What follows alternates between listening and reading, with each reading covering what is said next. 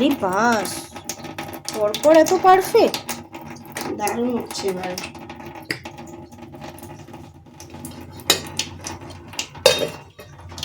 দাদা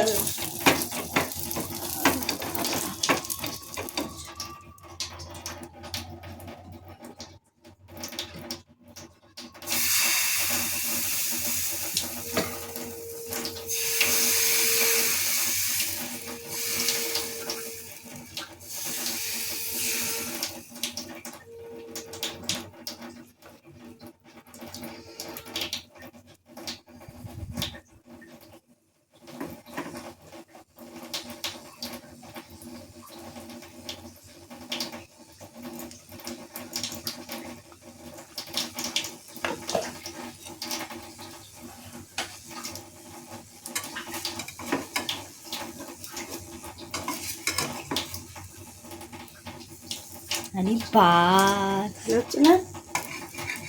এবার পাকা আদমি হয়ে গেছে কিন্তু।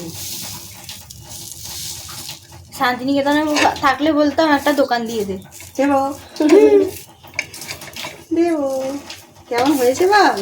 Heavy, perfect perfect.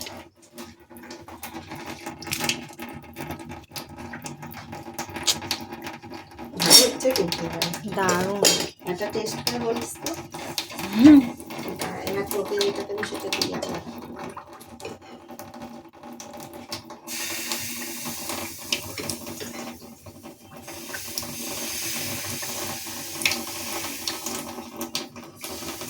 গোলাটা করাটাই হচ্ছে ব্যাপার। হ্যাঁ, ওটা ঠিক ঠিক পরিমাণটা হলে।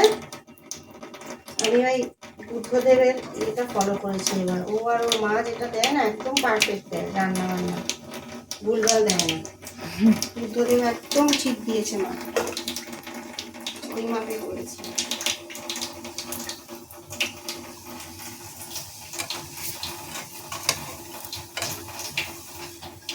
বুঝছিস? ও ক্রিস, প্রতিটা একেবারে দারুণ হচ্ছে, পুরো দোকানের মতো। এবারের পাটিসাপটাগুলো একদম ঠিকঠাক হয়েছিল। প্রতিবারই পাটিসাপটা করতে গিয়ে প্রথমটা অন্তত নষ্ট হবেই। গোলা যতই ঠিকঠাক পরিমাণে দিই না কেন, কীরকম যেন লেগে লেগে যায়। কিন্তু এবারে আমি একটা চ্যানেলকে ফলো করেছিলাম আগে থেকেই। ওরা অনেক আগে দেখিয়ে রেখেছিল এই পাটিসাপটার রেসিপি। তো সেই চ্যানেল থেকেই আমি জেনে এই পাটিসাপটার গোলাটা করেছি এবারে। খুব সিম্পলভাবে ওরা করেছিল। 1 কাপ চালের গুঁড়ো নিলে 1 কাপ ময়দা, মানে একদম সম পরিমাণে। আর সুজিটা আমি ইচ্ছে হলে দিতেও পারি, নাও দিতে পারি, এরকম ছিল। তো আমি একটু দিয়েছিলাম, 1/4 কাপ সুজি এর মধ্যে মিশিয়েছিলাম। এই দিয়ে গোলাটা দুধ দিয়ে গুলিয়ে রেখে দিয়েছিলাম বেশ অনেকক্ষণ।